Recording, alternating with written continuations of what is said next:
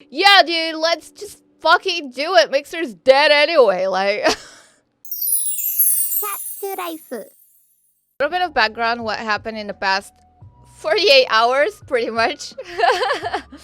On Sunday, the 21st of June, the first thing that happened was, Saturday, I believe it started, with sexual harassment allegations against people from the OPG group, namely their CEO, I believe. So OPG Group was one of the largest agencies for influencers. They had over 70 influencers. Some of the top people in the industry working with them, or them representing them, because they're an agency. And over the course of 48 hours, they no longer exist. OPG Group doesn't exist anymore. They're gone. Just like that. Pretty insane stuff. Then during the whole wake of these sexual allegations coming out, you know how it happens. One person comes out, then other people start coming out. And the person that was affected from Mixer by these allegations was none other than the same person that we had for our talk show 2 weeks ago, Kabby. Kabby was accused of very horrible things that I would rather not go into detail about, because it's fucking disturbing as shit. And we didn't know. I made a disclaimer on our videos that we have with him. None of us knew that he was that kind of person and has done these things. None of us knew that. We were all shocked to the point where Brofish was like, look, you gotta take the video down. And I was like, look, we gotta wait a little bit. First and foremost, wait. Because it seems like almost everyone has forgotten what happened with Alec Holovka, right? You cannot instantly trust someone you don't know when they come forward. Although it's very hard, it is incredibly hard to come forward with something like that after experiencing something so traumatizing in your life.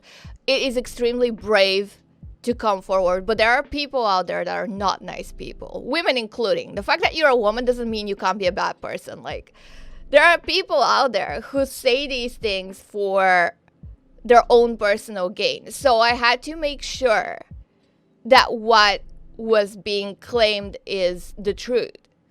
You know, I can't just blindly assume things because they say that these horrible things happen to them. We saw what happened with Alec Holovka last year, which was a tragedy. He ended up taking his own life because he was accused of something that was essentially a very bad relationship. It was all consensual, okay? All of it. And it hurt him so much because of the mob mentality online and the fucking witch hunting that he ended up taking his own life. And I don't want to see that happen ever again. False allegations are something that happens, and we have to just be aware of that.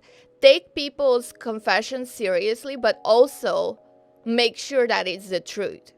Because when we send a mob to someone, when we send people witch hunting, especially as influencers, that's bad. I don't like that. It makes me very uncomfortable. It makes me uncomfortable that we have that kind of power. It makes me uncomfortable that we think we should take justice into our own hands. We don't have the skill set. We don't have the knowledge to make these kinds of calls. There's people for that, and we're not those people. I just don't believe that. And I know there's a lot of people that disagree with me on that, and a lot of them have made it clear on Twitter, but we just agree to disagree, okay? We can live with each other and our own separate opinions, because I truly believe there's horrible people out there, especially on the internet, waiting for someone to give them the green light to be able to harass someone online. And when you tell someone is a bad person, when you say someone has sexually assaulted someone else, that's the green light. That's giving them the green light to be horrible to these people. They will find their address, they will find their family members, they will do horrible shit because they think it's okay, because they think it's justified. It's not justified. Violence is never justified.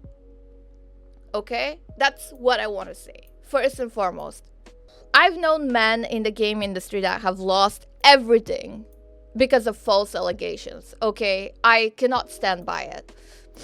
But what happened with Kabby specifically is the truth. He admitted to it himself, and it makes me very sad and very disappointed, you know? But at the same time, he did come forward. He did admit it. I mean, he did give the usual thing that I've been going to therapy, I've been talking to my family about it, which, you know, whatever. But at least he owned up to it, which is more than most people can say. Right, so that happened on Sunday, June 21st. On the same day, later that day, ex-Mixer employee Millie came forward with allegations against Mixer for racism in the workplace, which were very distasteful and disturbing to read. His boss, which was the head of partnerships, I believe, at Mixer, made the analogy in a meeting that partners are their slaves. And he, as a black employee, confronted her about it in a one-on-one and said that it's not okay to make a slave analogy in any kind of situation, which of course it fucking isn't. And the most shocking thing was that she kept on with it. Like, she didn't see the problem. After Millie came forward with these allegations, is that Phil Spencer himself responded to his tweet, arranging a meeting with him, which is happening either today or tomorrow, I don't know. And I personally want to hear what happens after that meeting. What course of action is Phil Spencer going to take to make the environment a better working place for everyone? I hope that him responding to that tweet was not just a PR stunt, because that would make me very sad. Because that tweet, him responding to that tweet, makes him look really good. Okay? That's a fact. It makes him look good. It makes Microsoft look good. And I hope this is not the only reason he did it. I hope that he's going to take action against racism in the workplace, which is clearly happening. From my own personal experience in the game industry, I can tell you that HR put a lot of shit under the rug.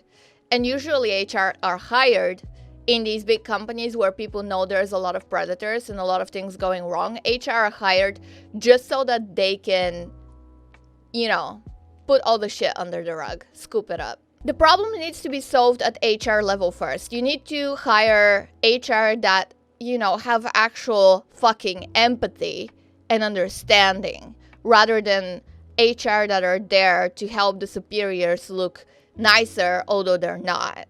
You know, that's the fucking core problem at first. I have never seen an exception to that rule. Every company that I've worked for, HR was hired to protect the superiors when they fuck up. Lawyers as well, not just HR.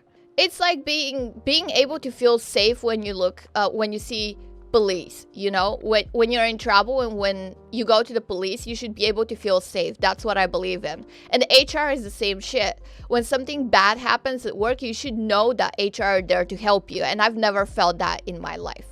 After Millie came forward with his allegations and arranged a meeting with Phil Spencer, a few hours later, on Monday, yesterday, June the 22nd, Mixer announced that Mixer will be gone on July 22nd, in a month.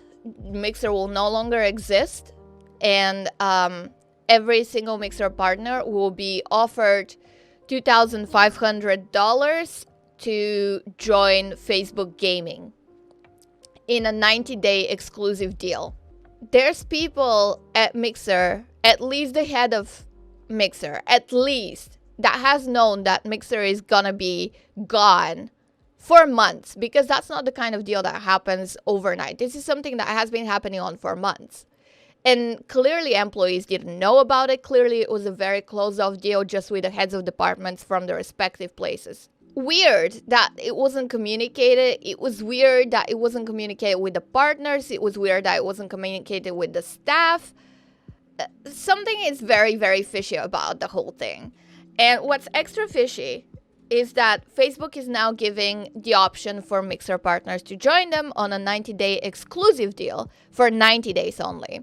So Shroud and Ninja were on a deal with Mixer for whatever amount of years. Ninja and Shroud just got the best fucking deal anyone has ever gotten, ever. Period. What happened was Mixer was not meeting their end of the contract, which is to provide a platform to stream on. And they were given an option. They were given a new contract by Facebook with double the amount of money for the same amount of years.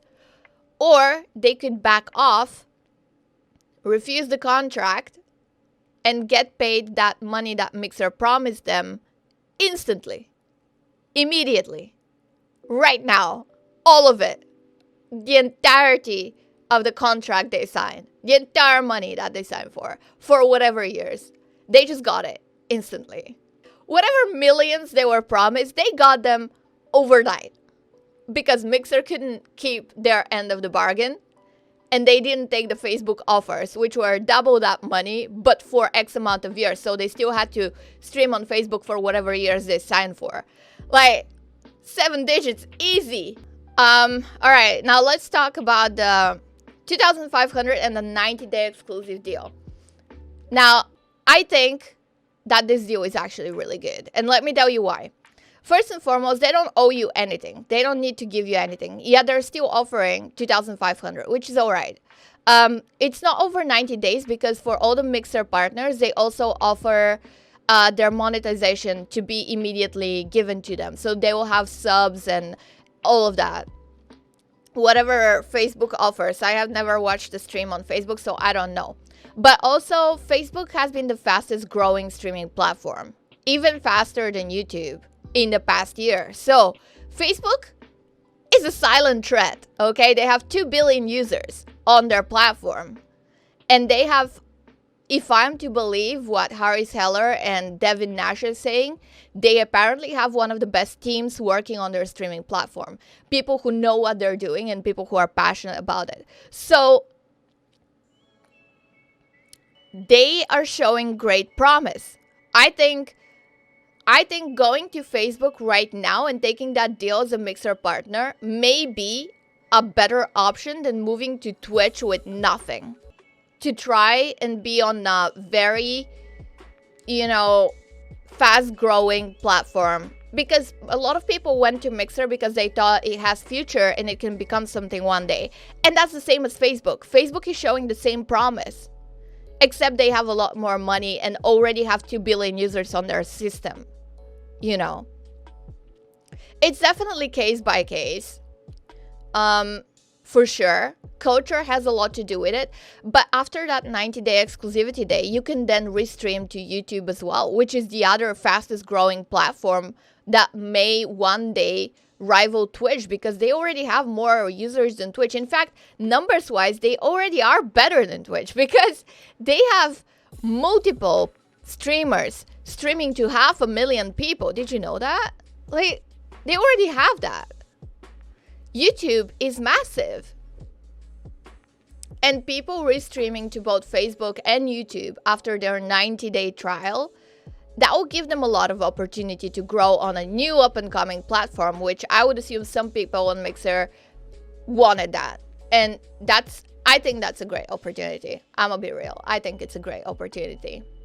2 weeks ago, myself, Brofish, Miranda, Feffinator, Legendary Ladman, and Kabby had a talk that is available on my YouTube channel about what is happening with Mixer that we don't like, what is wrong with Mixer. And the general consensus of that talk was that nothing is happening, nothing is moving. We're just in a free fall and waiting for someone to pull the parachute somehow. And looking back on that talk with what happened yesterday, it makes perfect sense that we were in a free fall because everyone let everything drop. Because people at the top knew that Mixer is gonna be sold or whatever. I don't even know if they sold it, if they gave it, like, I don't know. Thank you for watching. I hope that was insightful. I hope that brought some light to the whole situation. And I'll see you next time. Don't forget to like, subscribe, smash that bell button, all that jazz, and I'll see you next time. キャッツライフ